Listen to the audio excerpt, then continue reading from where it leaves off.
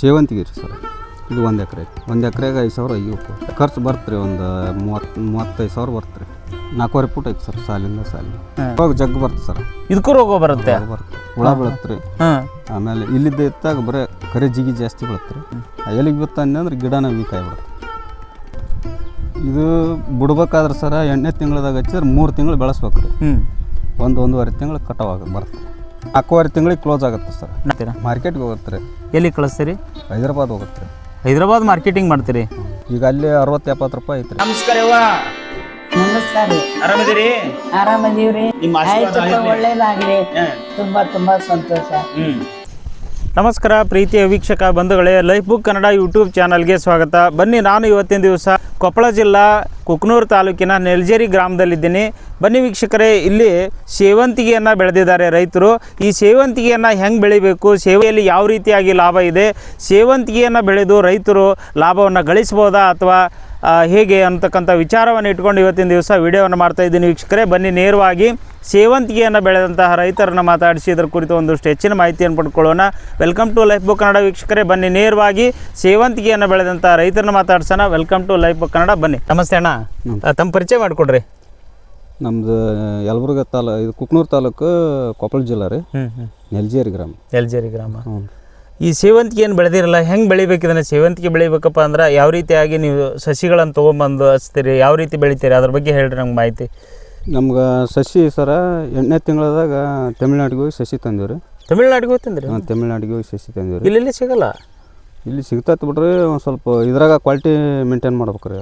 ಇಲ್ಲಿ ಲೋಕಲ್ ತಂದು ಹಚ್ಚಿದ್ರೆ ಸಣ್ಣ ಸೈಜ್ ಬರುತ್ತೆ ರೀ. ಅಲ್ಲಿದಾದ್ರೆ ಸೈಜ್ ಬರುತ್ತೆ ರೀ. ಹೆಂಗೆ ಒಂದು ಸಸಿ ಬೀಳ್ತಾವೆ ರೀ ಎಲ್ಲ? ₹1.20 ಹಿಂಗತಿ ಬೀಳುತ್ತೆ ರೀ ಸರ್. ₹1.20. ನೀವು ಎಷ್ಟು ಎಕರೆ ಸೇವಂತಿಗೆಯನ್ನು ಬೆಳೆದಿದ್ದೀರಿ? ಈಗ ಅಲ್ಲಿ ಆ ಕಡೆ ಐತಲ್ರಿ, ಅದು ಮಡಿಕೆ ಹೊಡೆದತ್ತಲ್ಲ, ಅದಕ್ಕೆ ಶೇಂಟ್ ಹಚ್ಚಿದ್ವಿ ರೀ. ಶೇಂಟ್ ಅಂತಂದು ಅದು ಸೇವಂತಿಗೆ ರೀ. ಅದು ಹಚ್ಚಿದ್ವಿ ರೀ. ಅದಾದ್ಮೇಲೆ ಈಗ ಇದು ಹಚ್ಚಿರಿ. ಎಷ್ಟು ಎಕರೆ ಹಚ್ಚಿರಿ ಇದು? ಏನಿದು ಯಾವ ಬೆಳೆ ಇದೆ? ಬೆಳೆ ಸರ್ ಏನ್ರಿ ಇದು? ಸೇವಂತಿಗೆ ರೀ ಸರ್. ಸೇವಂತಿಗೆ. ಈ ಸೇವಂತಿಗೆಯನ್ನು ಎಷ್ಟು ಎಕರೆ ಹಚ್ಚಿರಿ ಈಗ? ಇದು 1 ಎಕರೆ ಹಚ್ಚಿರಿ. 1 ಎಕರೆ ಹಚ್ಚಿರಿ. ಓಕೆ. 1 ಎಕರೆಗೆ ಎಷ್ಟು ಅಗಿ ಹೋಗೋಣ ಈಗ? 1 ಎಕರೆಗೆ 5,000 ಅಗಿ ಹೋಗ್ರಿ. 5,000 ಅಗಿ. ಹಂಗಾರೆ ನಿಮ್ಮ ಖರ್ಚು ಎಷ್ಟು ಬಂತು? ಖರ್ಚು ಬರ್ತು ರೀ ಒಂದು 35,000 ಬರ್ತು ರೀ. ತೊಗೊಂಬರಕ್ಕೆ ಎಲ್ಲ ಚಕ್ ಬಂತು, ಎಲ್ಲ ಬಂತು.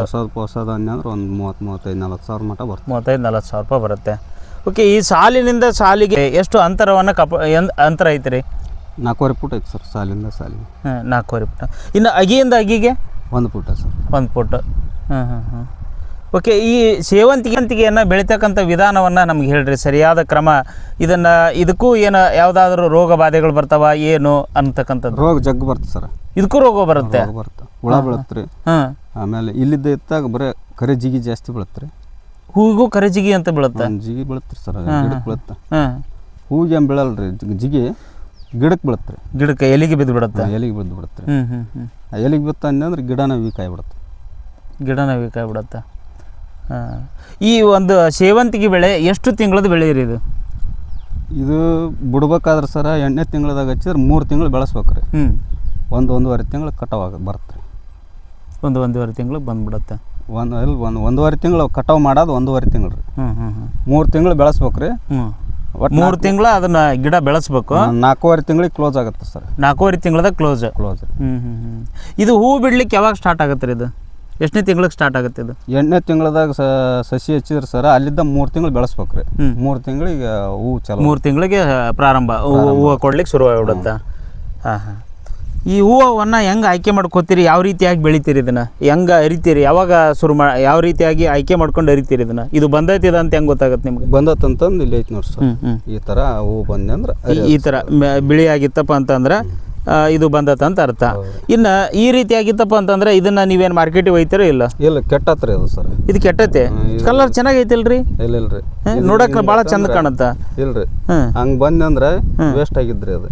ಓ, ಇದು ಹೋಗೈತೆ ಅಂತ ಅರ್ಥ. ಇಲ್ಲಾಂದ್ರೆ ಈ ಥರ ವೈಟ್ ಇರುತ್ತೆ. ಈ ರೀತಿ ಇರ್ಬೇಕು. ಸ್ವಲ್ಪ ಹಳದಿ ಮತ್ತು ಬಿಳಿ ಮಿಶ್ರಿತ ಇರ್ಬೇಕು ಇದ್ರೊಳಗೆ. ಕೆಂಪು ಆಗಿದ್ರೆ ಇದು ಅರಿಲಾರ್ದು ನಮ್ಮದು ಪಾಲ್ಟ್ ಇದು. ಇದನ್ನ ಎಲ್ಲ ಇಲ್ಲಿ ಹಾಕಿರಲ್ಲ, ಇದನ್ನ ಎದಕ್ಕೆ ಹಾಕಿರಿ? ಇದನ್ನ ಏನು ಮೊದಲು ಬೆಳೆಯುತ್ತಾ ಅದನ್ನ ನೀವ ಇದಕ್ಕಂತ ಹಾಕಿಂದ ಅಂದ್ರೆ ಗಿಡ ಬೀಳಲ್ಲ ಸಾಲಾಕ. ಇದು ಸೇಫ್ಟಿ ರೀ.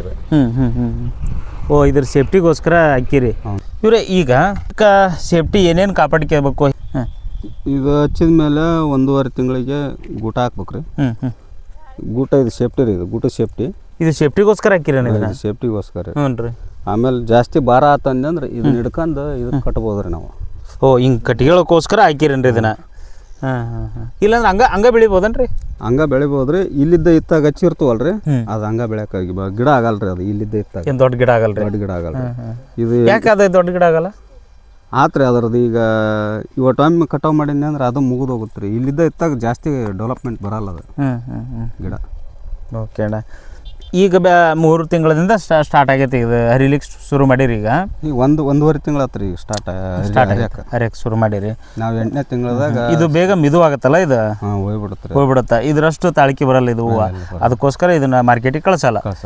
ಓಕೆ, ಇದನ್ನ ಲೋಕಲ್ ಮಾರ್ಕೆಟಲ್ಲೇ ಕಳಿಸ್ಬೋದಲ್ಲ? ಇದ್ರ ಹೋಗಲ್ರಿ ಅದು ದುಡ್ಡು ಮಾಡ್ಕೊಳಕ, ಮತ್ತೆ ಲಾಸ್ ಆಗತ್ತಲ್ಲ ರೈತರಿಗೆ. ಹರಿಲಾರ್ದು ವೇಸ್ಟ್ ಆಗಿಬಿಡತ್ರಿ ಈಗ. ಸ್ವಲ್ಪ ರೇಟನೇ ಇದ್ದಿಲ್ರಿ. ಈಗ ಏನು ರೇಟ್ ಹೆಂಗೆ ಕೊಡ್ತೀರಿ ಇದನ್ನ? ಕೆ ಜಿ ಲೆಕ್ಕನ ಕ್ವಿಂಟಲ್ ಲೆಕ್ಕನ ಕೊಡ್ತೀರಾ? ಮಾರ್ಕೆಟ್ಗೆ ಹೋಗುತ್ತೆ ರೀ. ಎಲ್ಲಿ ಕಳಿಸ್ತೀರಿ? ಹೈದರಾಬಾದ್ ಹೋಗುತ್ತೆ ರೀ. ಹೈದರಾಬಾದ್ ಮಾರ್ಕೆಟಿಂಗ್ ಮಾಡ್ತೀರಿ? ಹಾಂ. ಹೆಂಗೆ ಕ್ವಿಂಟಲ್ ಗಟ್ಲೆನಾ? ಕ್ವಿಂಟಲ್ ಗಟ್ಲೆ ಹೇಳ್ರಿ. ಏನು ಕ್ವಿಂಟಲ್ ಹೆಂಗೆ? ಕೆ ಜಿ ಗಟ್ಲೆನೇ ಹೋಗುತ್ತೆ ರೀ ಅಲ್ಲಿ. ಕ್ವಿಂಟಲ್ ಗಟ್ಲೆನೇ ಹಾಕ್ಯಂದು ಹೋಗ್ರಿ ಗಾಡಿ. ಕೆ ಜಿಗೆ ಏನು ಕೆ ಜಿ? ಈಗ ಅಲ್ಲಿ 60-70 ರೂಪಾಯಿ ಐತ್ರಿ. 60-70 ರೂಪಾಯಿ ಹೈದರಾಬಾದಿಗೆ ಕಳಿಸ್ತೀರಿ? ಬೆಂಗಳೂರು ಅಂತಲ್ಲೆಲ್ಲ? ಬೆಂಗಳೂರು ಅಲ್ಲೇ ಸಿಕ್ಕಾಪಟ್ಟಿ ಮಾಲ್ ಐತ್ರಿ. ಅಲ್ಲಿ ಹೋಗ ಹೈದರಾಬಾದಿಗೆ ಕಳಿಸ್ತೀರಿ? ಓಕೆ ಅಣ್ಣ. ಓಕೆ, ಈಗ ಈ ಬೆಳೆಯನ್ನು ಬೆಳಿಬೇಕಂತಂದ್ರೆ ಮೊದಲು ನೀವು ಬೆಡ್ಡನ್ನು ಅಂದರೆ ಮಣ್ಣನ್ನು ಹೇಗೆ ಹದ ಮಾಡ್ಕೋತೀರಿ ಅದ್ರ ಬಗ್ಗೆ ನನಗೆ ಹೇಳ್ರಿ. ನಾವು ಫಸ್ಟು ಮಡಿಕೆ ಹೊಡಿತೀವಿ ರೀ. ಮಡಿಕೆ ಹೊಡೆದು ಕುಂಟಿ ಹೊಡೆದು ಸಾಫ್ ಮಾಡಿ ಗೊಬ್ಬರ ಏರಿ ಆಮೇಲೆ ಬೆಡ್ ಹೊಡಿತೀವಿ ರೀ. ಟ್ಯಾಕ್ಟ್ರಲ್ಲಿ ಬೆಡ್ ಹೊಡೆದು ಆಮೇಲೆ ಸಸಿ ನಾಟಿ ಮಾಡ್ತೀವಿ ರೀ ಬೆಳಕಂದು. ಅಲ್ಲಿವರೆಗೆ ಸಸಿ ಮತ್ತು ಎದ್ರೊಳಗೆ ಇರ್ತಾವೆ ಸಸಿ? ನಾವೆಲ್ಲ ಬೆಡ್ ರೆಡಿ ಮಾಡಿ ಸಸಿ ತಂಬರ್ತೀವಿ ರೀ. ಬೆಡ್ ರೆಡಿ ಮಾಡ್ಕೊಂಡು ಸಸಿ ತಂಬರ್ತೀರಿ. ಆ ನಂತರ ಈಗ ಒಂದೇ ದಿನದಾಗ ಹಚ್ಬೋದಾ? ಒಂದೇ ದಿನದಾಗ ಹಚ್ಬೋದು ರೀ.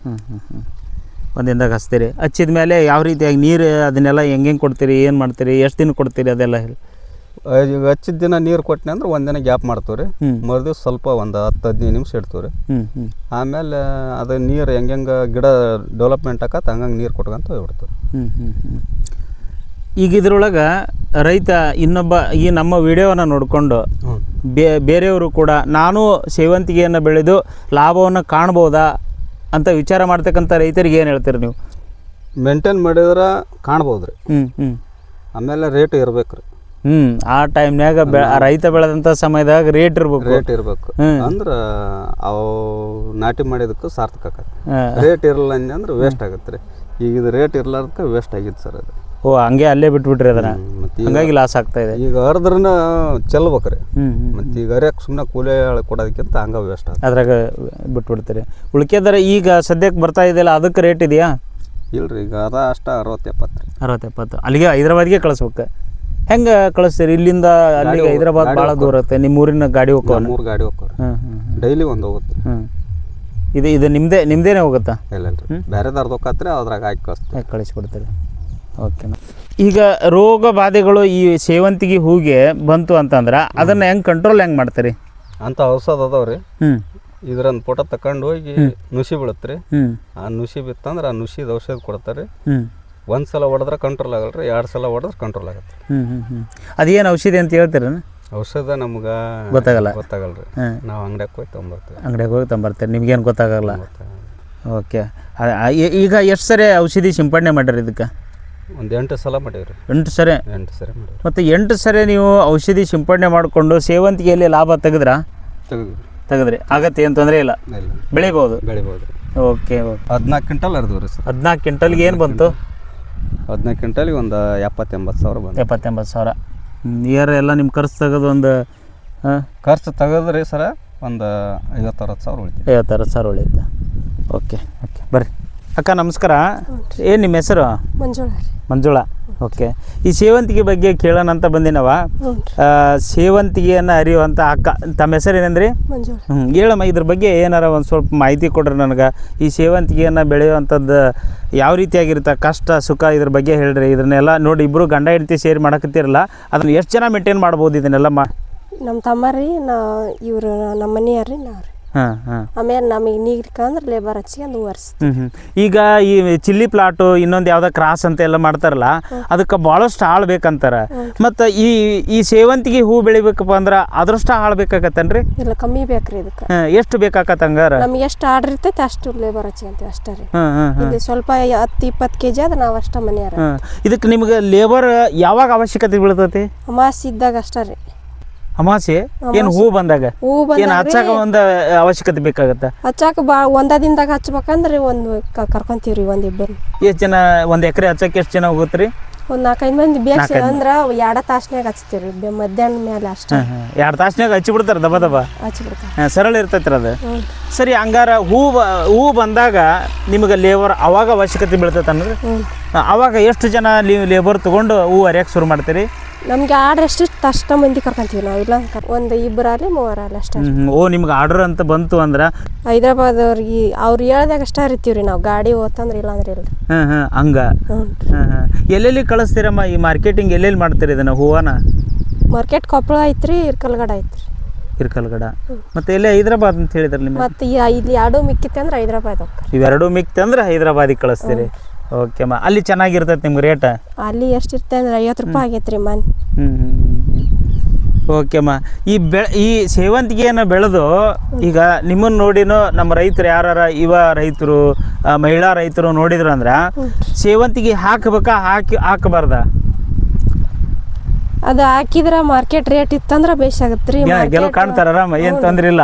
ಈಗ ನಮ್ದು ಆಗೈತಲ್ಲ ಹಿಂಗತ್ತೆ ಆದ್ರ ಹೆಂಗ್ ಗೆಲುವು ಕಾಣಲ್ರಿ. ನಿಮ್ಗೆ ಈಗ ಈ ವರ್ಷ ಲಾಸ್ ಐತಿ? ಲಾಸ್ ಆಗೈತ್ರಿ ಇದ್ರ ಮತ್ತೆ ಇನ್ನೂ 2 ಅಟ್ಲೀಸ್ಟ್ ಹಾಕಿದ್ದಾರ ಖರ್ಚು ಬರ್ತೈತೆ ಇಲ್ಲ? ಹೋದ್ರೆ ಖರ್ಚು ಬಂದೈತ್ರಿ. ಬರ್ತೈತ್ರಿ. ಓಕೆ ಅಮ್ಮ. ಈಗ ನಮ್ದು ಇನ್ನೊಂದು ಪ್ರಶ್ನೆ ಏನಂತಂದ್ರ ಇಲ್ಲಿ ರೋಡ್ನ್ಯಾಗ ಬರೋರು ತಗೊಂಡ್ ಹೋಗ್ತಾರ್ರಿ, ಹೆಂಗ್ ಕೆಜಿ ಕೊಡ್ತೀರಿ ಇಲ್ಲಿ ಬಂದಿರೋರ್ಗೆ ಲೋಕಲ್ ಆಗಿ? 50 ರೂಪಾಯಿ kg, 100 ರೂಪಾಯಿ kg. ಮಾರ್ಕೆಟ್ ಹೆಂಗಿರ್ತ ಹಂಗೆ ಕೊಡ್ತೀವಿ. ಮಾರ್ಕೆಟ್ ರೇಟ ಕೊಡ್ತೀರಿ ಇಲ್ಲಿ ಬಂದ್ರು? ಓಕೆ ಓಕೆ ಓಕೆ ವೀಕ್ಷಕರೇ, ಇದುವರೆಗೆ ನೀವು ಸೇವಂತಿಗೆಯನ್ನು ಬೆಳೆದಂತಹ ದಂಪತಿಗಳ ಮಾತುಗಳನ್ನು ಕೇಳಿದ್ರಿ. ತುಂಬ ಚೆನ್ನಾಗಿ ಹೇಳಿದರು. ಸೇವಂತಿಗೆಯನ್ನು ಬೆಳೆದು ಅವರು ಲಾಭವನ್ನು ಕಾಣಬಹುದು ಮತ್ತು ಲುಕ್ಷಣವನ್ನು ಕಾಣಬಹುದು. ನೀವು ಲಾಭವನ್ನು ಯಾವಾಗ ಕಾಣ್ತೀರಂದರೆ ಮಾರ್ಕೆಟಿನಲ್ಲಿ ಒಳ್ಳೆಯ ರೇಟು ಇತ್ತು ಅಂತಂದರೆ ಒಳ್ಳೆಯ ಲಾಭವನ್ನು ಕಾಣ್ಬೋದು ಅಂತ ಹೇಳ್ತಾರೆ. ಅಕಸ್ಮಾತ್ ಮಾರ್ಕೆಟ್ನಲ್ಲಿ ರೇಟ್ ಏನಾದ್ರು ಕಡಿಮೆ ಇತ್ತು ಅಥವಾ ಆರ್ಡ್ರ್ ಏನಾದರೂ ಬರಲಿಲ್ಲ ಅಂತಂದರೆ ಅವರಿಗೆ ಲಾಸ್ ಆಗುತ್ತೆ ಅಂತ ಹೇಳ್ತಾರೆ. ಇದು ಒಂಥರ ನೀರಿನ ಮೇಲಿನ ಗುಳ್ಳಿಯ ಬದುಕು ಅಂತ ಹೇಳಿದರೆ ತಪ್ಪಾಗಲಿಕ್ಕಿಲ್ಲ ವೀಕ್ಷಕರೇ. ಯಾಕಂತಂದರೆ ಹೂವು ಬೆಳೆದಾಗ ಚೆಂದ ಕಾಣುತ್ತೆ, ಆದರೆ ಬೆಳೆದಾದ ಮೇಲೆ ಅದು ರೇಟ್ ಬಂದರೆ ಮಾತ್ರ ಹೂವಿಗೆ ಒಂದು ಸುಗಂಧ. ಇಲ್ಲ ಅಂತಂದರೆ ಅದು ಇಲ್ಲೇ ಬಾಡಿದ ಹೂ ಆಗಿ ಹೋಗ್ತದೆ. ರೈತರು ಕಷ್ಟದಲ್ಲಿ ಬದುಕ್ತಾರೆ ಮತ್ತು ಸುಖದಲ್ಲಿಯೂ ಬದುಕ್ತಾರೆ. ಆದರೆ ಕಷ್ಟ ಯಾವಾಗ ಆಗುತ್ತೆ ಅಂದರೆ ಅವ್ರು ಬೆಳೆದಂತಹ ಬೆಳೆಗೆ ಸರಿಯಾದ ಮಾರ್ಕೆಟ್ ಸಿಗಲಿಲ್ಲ ಅಂತಂದಾಗ ಅವ್ರಿಗೆ ಕಷ್ಟ ಆಗ್ತದೆ. ಯಾಕಂತಂದರೆ ಅವರು ಭಾಳಷ್ಟು ಎಣ್ಣೆ ಬಳಸಿರ್ತಾರೆ, ಎಣ್ಣೆ ಸಿಂಪಡಣೆ ಮಾಡಿರ್ತಾರೆ, ಗೊಬ್ಬರ ತಂದಿರ್ತಾರೆ, ಆಳು ಓಳು ಖರ್ಚು ಅಂತ ಮಾಡಿರ್ತಾರೆ. ಅದು ಎಲ್ಲ ಖರ್ಚುಗಳಿಗೆ ಸರಿಯಾದ ಒಂದು ಲಾಭ ಅಂತಂದರೆ ಅವ್ರು ಬೆಳೆದಿರ್ತಕ್ಕಂಥ ಬೆಳೆಗೆ ಲಾಭ ಸಿಕ್ತು ಅಂದಾಗ ಮಾತ್ರ ಅವರಿಗೆ ಲಾಭ. ಇಲ್ಲ ಅಂತಂದರೆ ಲುಕ್ಷಾನೆ ಆಗುತ್ತೆ ವೀಕ್ಷಕರೇ. ದಯವಿಟ್ಟು ಭಾಳಷ್ಟು ರೈತ ಬಾಂಧವರು ಈ ವಿಡಿಯೋವನ್ನು ನೋಡ್ತಾ ಇದ್ದರೆ ಸಬ್ಸ್ಕ್ರೈಬ್ ಮಾಡ್ಕೊಳ್ಳಿ, ಶೇರ್ ಮಾಡಿ, ಇನ್ನೂ ಹೆಚ್ಚು ವಿಡಿಯೋಗಳನ್ನು ಮಾಡಲು ಪ್ರೋತ್ಸಾಹ ನೀಡಿ ಅಂತ ಕೇಳ್ತಾ ಇವತ್ತಿನ ವಿಡಿಯೋ ತಮಗೆ ಇಷ್ಟ ಆಗಿದೆ ಅಂತ ಭಾವಿಸ್ತೀನಿ. ಇಷ್ಟ ಆದರೆ ನಮಸ್ಕಾರ ವೀಕ್ಷಕರೇ, ಭಾಳ ತುಂಬ ಧನ್ಯವಾದಗಳು. ಮತ್ತೊಂದು ಇದೇ ರೀತಿಯಾಗಿ ಹೊಸದೊಂದು ವಿಡಿಯೋದೊಂದಿಗೆ ರೈತ ಬಾಂಧವರ ಜೊತೆಗೆ ಇನ್ಯಾವುದೋ ಹೊಸ ಕಥೆಗಳೊಂದಿಗೆ ಭೇಟಿ ಆಗ್ತಾ ಇರ್ತೀನಿ. ಅಲ್ಲಿವರೆಗೆ ನಮಸ್ಕಾರ ವೀಕ್ಷಕರೇ, ಧನ್ಯವಾದಗಳು.